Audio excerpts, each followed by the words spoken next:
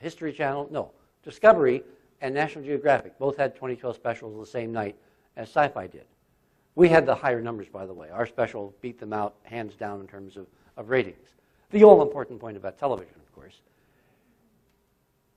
It was the only special, ours, which dealt with this Pentagon, Maynard White Air Force discovery that, in fact, the world could end as we know it, and laid it out. Remember how Lester Holt said, well, we called the Pentagon and there was no comment? Well, the worst thing you can do in Washington these days is to say no comment, because immediately people think, what are they hiding? Why aren't they going to comment?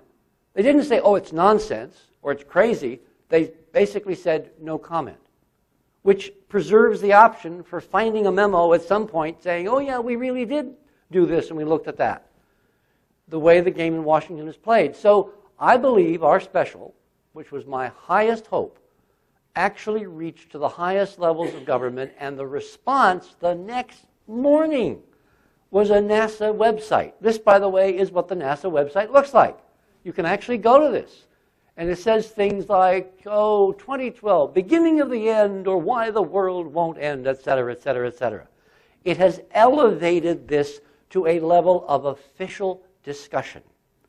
Now, in my heart of hearts, I think that this is a very brilliant strategy, and I will lay out the reasoning for this in the second part of this in a couple of minutes. I think this is a very brilliant strategy on the part of the current denizen of that building. Because remember, NASA is now President Obama's NASA. The administrator of NASA is Major General Marines Charlie Bolden, who is Obama's NASA administrator. If you think in terms of reverse logic, and you want everyone to kind of focus on the problem of 2012, having yourself photographed in front of the Mayan and Aztec calendar, and having your NASA say it's all nonsense, so everybody, of course, goes and says, well, why are they saying it's nonsense? Is a very interesting development in this history. This man, I think, knew exactly everything I've told you and then some, and I'm hoping in the next few minutes to show you what else he knew.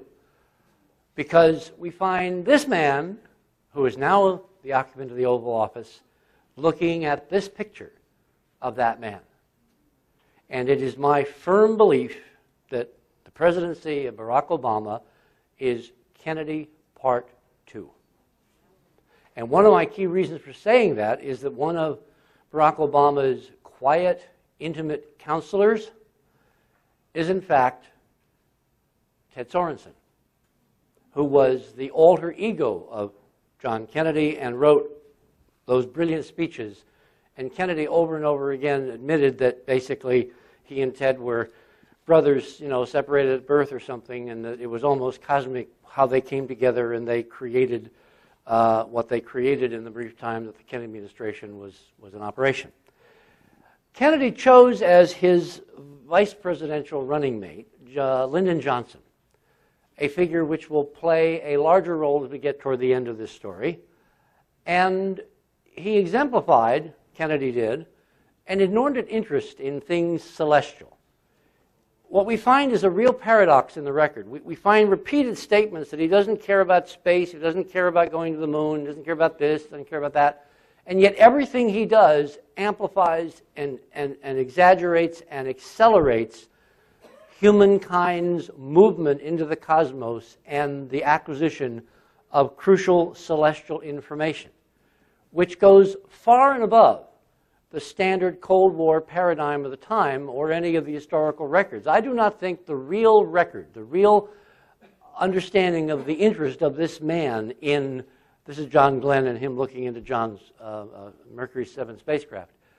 I don't think anyone has begun to touch on the reason why John Kennedy sent us to this place in 1969.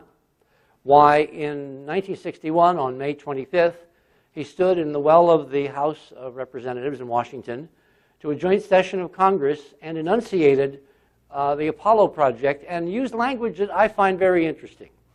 Now is the time to take longer strides, time for a great new American enterprise. I always love that line. Time for this nation to take a leading role in space achievement, which in many ways may hold the key to our future on Earth. I do not think, as Mike and I said in Dark Mission, that those words were mere metaphor. In fact, I believe that the ultimate reason for Apollo, for this new young president to commit this nation to an unprecedented journey, to take the whole world with them, metaphorically speaking, and to get something and bring it home, was all because of the looming and impending and inexorably approaching 2012 problem. And my mission this morning is to prove that to you beyond a reasonable doubt. So let's see if I can do that. So here we have this young president. You can see how much he loved being president. He's there in the Oval Office in the first few days of his presidency in 1961. And yet we know that from the moment he took office, including the meetings he had in Vienna with Chairman Khrushchev, one of the things that he tried to do over and over again, and we now know this because of Ted Sorensen's book called Counselor, which is that thick and is sitting on my coffee table, and I have not had time to read most of it, but I did read a couple parts that completely verified some intimations I had made based on the data we published in Dark Mission.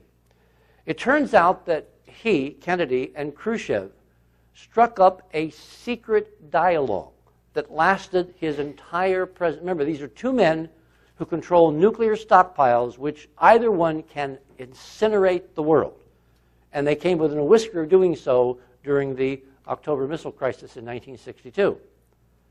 These men were in constant contact without anyone, of course, except for the CIA, knowing. And obviously the CIA viewed these contacts as incredibly inimical to national security. In fact, they were inimical to the continuation of the Cold War, which was in someone's interest to foster and accelerate to the level we now have seen, now prescinding into the war on terror, because of other agendas not in consonance with the stated reason that we might be concerned, either bad commies or bad terrorists. In Counselor, Sorensen reveals that Kennedy set up a kind of semi-regular drop. In the spy business, it's called a mail drop. And what he would do is there would be a Russian KGB agent standing on a corner in downtown Washington holding a copy of the Washington Post under his arm. And Sorensen would come up to him and quietly give him a letter from the president. And the KGB agent would quietly take a letter out from the Washington Post and hand it to Sorensen, and then put Sorensen's letter from the president into the Washington Post and walk off down the street in downtown Washington. This is how these two men, without any other intermediate filters, communicated about the fate of the world at the height of the Cold War, man to man, without the interference of the KGB, the CIA, the State Department, or any other personnel. And Sorensen confirms this high-level communication between John Kennedy and Khrushchev from the beginning of Kennedy assuming the presidency, ultimately winding up with an extraordinary rapprochement, a meeting of the minds, to where when you read some scholarly papers, like this one called The Kennedy Experiment by a scholar at Columbia University, Kennedy's idea was that he would be able to talk down the Soviet Union from a nuclear war posture by little things, evidencing trust in this area, trust in that area, ultimately leading to the trust in the big area, which is how do we stop from annihilating mankind with 100,000 nuclear warheads, 50,000 on each side. There was a moment in September of 1963, September 20th, I believe, where Kennedy took this idea to the United Nations. That's Secretary General Outhant there on his left. And he gave an astonishing speech, which has now been verified in terms of its impact by this gentleman, who is Sergei Khrushchev, who was Premier Khrushchev's lone surviving son. He's a scholar, I think, at Brown University now. The bottom line was that Khrushchev said on a PBS special a few years ago that the Cold War might have ended in 1969, an American astronaut and a Soviet cosmonaut might have stepped onto the lunar surface together